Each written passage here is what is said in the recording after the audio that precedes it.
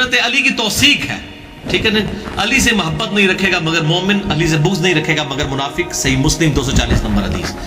علی کی توثیق ہے ہر جنگ میں۔ آپ دیکھیں حضرت عثمان کے جو معاملات ہیں نا، اس میں اس طریقے سے توثیق نہیں آئی ہے جو حضرت علی کی جگہوں پہ توثیق ہے۔ تو ہم نبی صلی اللہ علیہ وسلم کی غیبی خبروں کی بنیاد پہ کہتے ہیں کہ حضرت علی کا سٹانس ٹھیک تھا، اور چونکہ جھگڑا ہی حضرت علی کی جگہوں پہ بننا تھا، اس لیے حدیثیں اسی کے اوپر میں نے 72 حدیثوں میں جمع کی ہیں۔ جنگ جمل کے اوپر وہ جو حدیث اتنی مشہور ہے مسند احمد کی کہ میری بیوی پہ کتے بھونکیں گے، خوف پہ اماں عائشہ پہ بھونکے تو رونا شروع کر دیا، واپس جانے لگی تو ابن زبیر کے جی اماں صلح کے لیے لے کے جا رہے ہیں، اور بعد میں پوری زندگی روتی تھی، دوپٹہ در ہو جاتا۔ ان کے الفاظ ہیں کہ میں نے نبی صلی اللہ علیہ وسلم کے بعد کی بدعت کی ہے، احدثہ کے الفاظ ہیں۔ اس کا کیا حوالہ ہے؟ یہ میں نے اس کے اندر لکھا ہے میرے بھائی، اچھا سے آپ نے یہ پمفلٹ نہیں پڑھتے، یہ سمندر ہے۔ کئی لوگوں نے یہ پمفلٹ جو ہے نا اس کو سمجھا کہ شاید یہ اسی طریقے سے لکھ دیا گیا ہے۔ میرے بھائی اس پمفلٹ کے اندر یہ حدیث جو ہے نا جی وہ المصنف ابن ابی شیبہ میں ہے 37772۔ البانی صاحب صحیح کہتے ہیں اس کو، شیخ زبیر لزئی صاحب بھی، اور میں نے البانی صاحب کے پورے کومنٹس نقل کیے ہیں کہ حضرت عائشہ پوری زندگی شرمندہ تھی اس بات کے اوپر، ان کا دوپٹہ تار ہو جاتا تھا۔ اس کے کئی الفاظ تو بخاری میں کتاب الجنائز میں موجود ہے، میں نے اس کا بھی ریفرنس دیا ہے۔ تو وہ بعد میں شرمندہ رہی، حضرت علی نے ان کو معاف بھی کر دیا۔ حضرت طلحہ جنگ چھوڑ گئے، ان کو مروان نے قتل کیا، المستدرک الحاکم کی میں نے روایت ڈالی ہے۔ حضرت زبیر جنگ چھوڑ گئے، ان کو حضرت علی کے ایک فوجی نے جا کے قتل کیا، تو حضرت علی نے کہا میں تجھے دوزخ کی بات بشارت سناتا ہوں سیدنا زبیر کو۔ تو یہ لوگ تو جنگیں چھوڑ گئے تھے، ان لوگوں نے تو مطلب اسی تو جنگ جمل ہار گئے تھے نا یہ لوگ، ٹھیک ہے۔ تو جنگ جمل میں جو لوگ آئے، جنگ صفین میں، صفین کے بارے میں بخاری کی جو حدیث ہے، جو شیخ زبیر صاحب کہتے تھے علی بھائی میں کہاں پڑھتا ہوں یہ حدیث پڑھتا ہوں بخاری 2812 کہ عمار کو وہ باغی جماعت قتل کرے گی، عمار ان کو اللہ کی طرف بلائے گا، وہ جماعت دوزخ کی طرف بلانے والی ہوگی، نعوذ باللہ۔ جنت اور اللہ کی طرف دونوں الفاظ ہیں، بخاری 2812، اور وہ دوزخ کی طرف۔ وہ کہتے ہیں میں اس کی کیا تعویل کروں؟ اب وہ تو اب پتہ ہے مسند احمد کی اتنی روایتیں ہیں کہ کس نے، ابو الغادیہ نے شہید کیا جو کہ اصحاب شجرہ میں سے تھا، اور البانی صاحب نے اس کے اوپر کمنٹس کیے ہیں کہ کچھ لوگ کہہ رہے ہیں کہ خیر ہے اس نے کر دیا ہے تو اصحاب شجرہ میں سب بخشا جائے گا۔ انہوں نے کہا نعوذ باللہ، یہ آپ کیا کام کر رہے ہیں؟ نبی صلی اللہ علیہ وسلم تو اس کے بارے میں کہہ رہے ہیں مار کا مال لوٹنے والا اور جو ہے قتل کرنے والا دوزخ میں ہے۔ اس حدیث کو شیخ زبیر صاحب نے کھینچتان کے ضعیف ثابت کیا ہے، اور میں نے شیخ زبیر صاحب سے فون پہ بات کی، میں نے کہا شیخ صاحب یہ آپ نے یہ حدیث ضعیف ثابت تو آپ سے نہیں ہوئی ہے، مجھے بھی تو علمی بحث پڑھ کے پتہ چل گیا کہ کمزور ہے۔ شیخ بھائی علی بھائی میرے تو 3 دن پسینے چھوٹے رہے ہیں اس کو ضعیف ثابت کرنے کے لیے۔ میں نے کہا کیوں؟ کہتے ہیں مسند ابو الغادیہ موجود ہے، مسند احمد میں ابو الغادیہ رضی اللہ تعالیٰ عنہ سے احادیث ہیں، تو میں نے ان کا دفاع کرنا تھا، تو میں تو اس حدیث کو کیسے صحیح مانوں؟ میں نے کہا دفاع ہم بھی رضی اللہ تعالیٰ عنہ کہتے ہیں، غلطی اپنی جگہ، ٹھیک ہے، لیکن تخصیص آ جائے گی۔ شیخ البانی نے حدیث حوض پہ سیدہ عائشہ کے جو معاملات ہیں لکھا، وہ کہتے ہیں مجھے حیرانگی ہے کہ شیعہ تو 12 کو معصوم مانتے ہیں نا، اور یہ سنی سارے صحابہ کو معصوم مان رہے ہیں، اور ان کو جو اس طرح کی بات کر رہے ہیں، مانے غلطی ہوئی ہے، سیدھی سی بات ہے، غلطی کا بیان جو ہے وہ کوئی گستاخی نہیں ہے، حضرت آدم کی غلطی کا بیان جو ہے، اس کے بعد لعنت کرنا، سب و شتم کرنا، البانی سے بڑا کون ہے اہل سنت یا اہل حدیث؟ اور مجھے تو اب ڈر لگ رہا ہے، اور میں نے یہ پریڈکشن کر دی کہ اہل حدیث ان قریب اسے نکال دیں گے۔ میں نے شیخ البانی کو نام دیا دور حاضر میں اہل بیت کی محبت کا امام، شیخ محمد ناصر الدین البانی المتوفی 1999 عیسوی۔ تو ان کا سٹانس ٹھیک تھا، مطالبہ کرنا چاہیے تھا۔ حضرت علی خود بھی اس حق میں تھے، حضرت علی اتنا عرصہ تک حضرت عثمان کو بھی سمجھاتے رہے۔ مسئلہ یہ ہے کہ جتھا کیوں بنایا؟ اب میں پوچھتا ہوں کہ حضرت عائشہ نے یہ سارا جب یہ تماشا ہوا جمل والا، اس کے بعد حضرت عائشہ کتنے سال زندہ رہی ہیں؟ 58 ہجری میں فوت ہوئی ہیں، یہ 37 ہجری کا واقعہ ہے، تقریباً آپ سمجھ لیں 20 سال تک۔ اس 20 سال میں کبھی اماں عائشہ نے دوبارہ قتل عثمان کے مطالبے کا ذکر کیا؟ ان کو پتہ چل گیا تھا یہ پیچھے کیا تھی انٹینشن۔ ادھر بھی صفین کے اوپر حدیثیں موجود ہیں، نہروان کے اوپر بخاری مسلم میں پورے چیپٹر ہیں کہ امت کے بہترین لوگ ہوں گے جو قتل کریں گے خوارج کو۔ حضرت علی کے پیچھے تو حدیثیں کھڑی ہیں، نبی صلی اللہ علیہ وسلم کی پریڈکشنز کھڑی ہوئی ہیں، لہٰذا حضرت علی کو تو سرٹیفکیٹ ملا ہوا ہے کہ ان کی جنگ حق پر ہے، بلکہ ان کو کیا سرٹیفکیٹ؟ صحیح مسلم کی حدیث علی سے محبت نہیں رکھے گا مگر مؤمن، علی سے بغض نہیں رکھے گا مگر منافق۔ ان کی محبت لٹمس ٹیسٹ ہے ایمان کا۔ مطالبے سے میں اختلاف نہیں ہے، جتھا بنا کے پارٹی بنا کے اس طریقے سے کرنا، اس چیز سے اختلاف ہے۔ تو اس میں ریٹ آف دا گورنمنٹ تو قائم ہوگی۔ حضرت علی کی ذمہ داری تھی کہ جو جتھا بنائے گا، اور ایک اس ریاست سے جو 3 براعظموں میں پھیلی ہوئی ہے، ایک صوبے کا گورنر اٹھ کے جو ہے وہ ٹکراؤ کرنے کی کوشش کرتا ہے اور چند لوگ اکٹھے ہوتے ہیں، تو ریٹ آف دا گورنمنٹ تو قائم ہوگی۔ ان کو تو حدیثیں پتہ تھی، اور یہ جو حدیث ہے چھوڑ دیں، یہ حدیث جو مسند احمد میں موجود ہے، شعیب ارنوت بھی صحیح کہتے ہیں، سنن نسائی الکبریٰ میں موجود ہے، غلام مسلم زئی صاحب خود صحیح کرتے ہیں، کہتے ہیں اس حدیث کو کہ نبی صلی اللہ علیہ وسلم اپنی ایک بیوی کے گھر سے نکلے تو جوتی ٹوٹ گئی، تو آپ صلی اللہ علیہ وسلم نے اپنی جوتی اتار کے سیدنا علی کو دی، وہ گانٹنا شروع کر دی انہوں نے۔ نبی صلی اللہ علیہ وسلم تھوڑا آگے جا کے کھڑے ہو گئے کہ چلو علی کا انتظار کرو، اور اس دوران گفتگو کی حضرت ابوبکر عمر بھی موجود تھے۔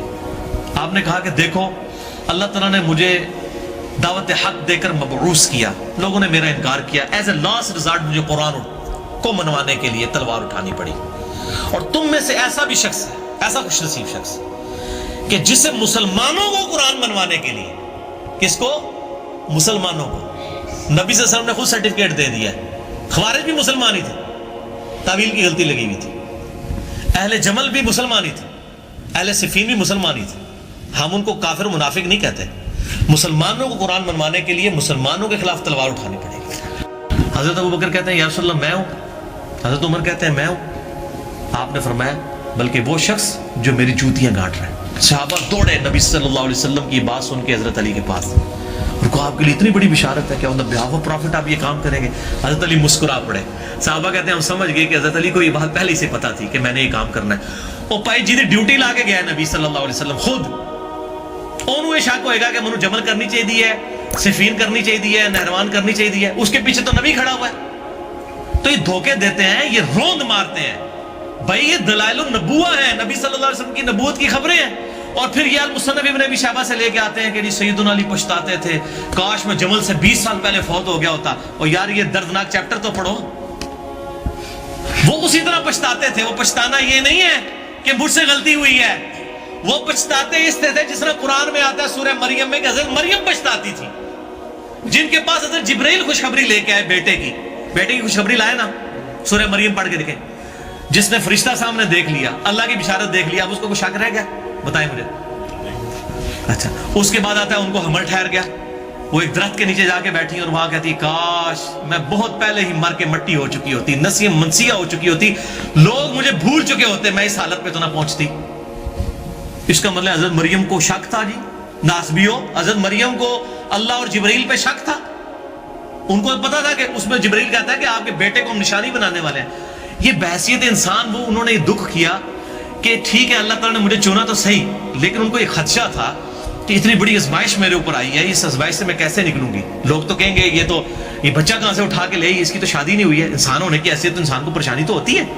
نبی صلی اللہ علیہ وسلم نہیں پریشان ہوئے جب پہلی وحی نازل ہوئی ہے، بخاری اور مسلم میں آتا ہے، کبھی تاری ہو گئی، حضرت خدیجہ نے اڑا دیا، ورقہ بن نوفل کے پاس لے گئے۔ انسان جو ہے شریف النفس آدمی کے ساتھ یہ ہوتا ہے۔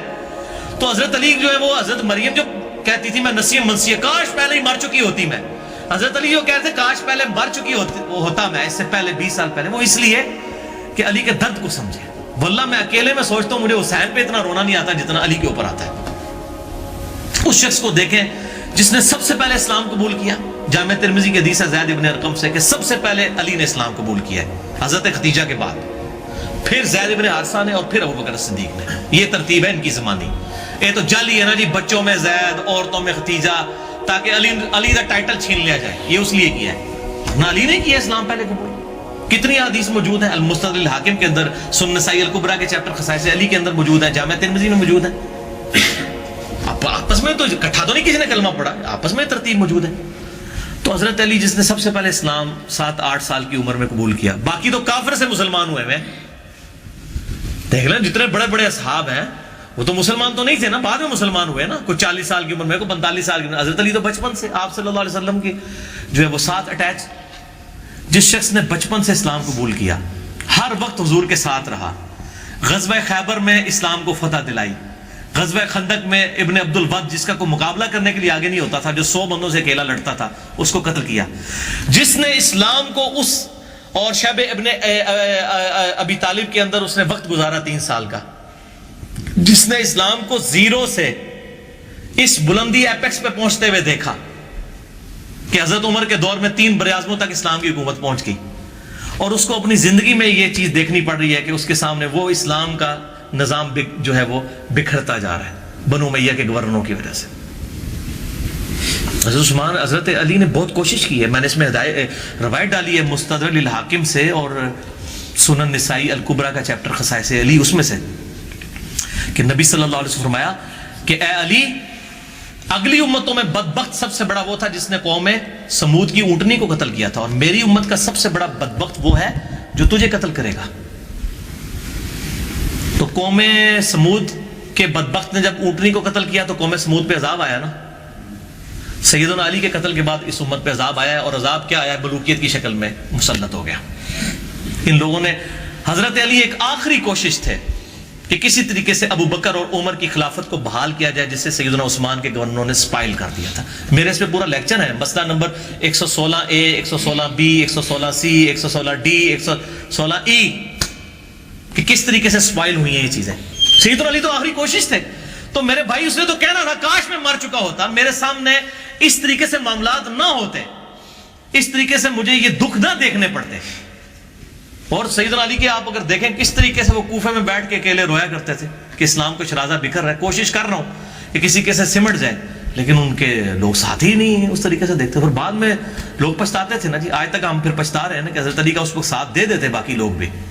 تو یہ جو انجن پٹری سے اتر گیا تھا وہ واپس ابو بکر عمر کے ٹریک پہ آ جاتا، لیکن واللہ خیر الماکرین، اللہ کی خفیہ تدبیر ہے۔ اسی طریقے سے ہوتا ہے، انبیاء بھی دنیا سے گئے ہیں، انبیاء بھی شہید ہوئے ہیں، اور یہ معاملات ہوئے ہیں، اللہ تعالیٰ کی طرف سے یہ خفیہ تدبیر تھی، جو بھی آزمائش تھی، تقدیر کے معاملات۔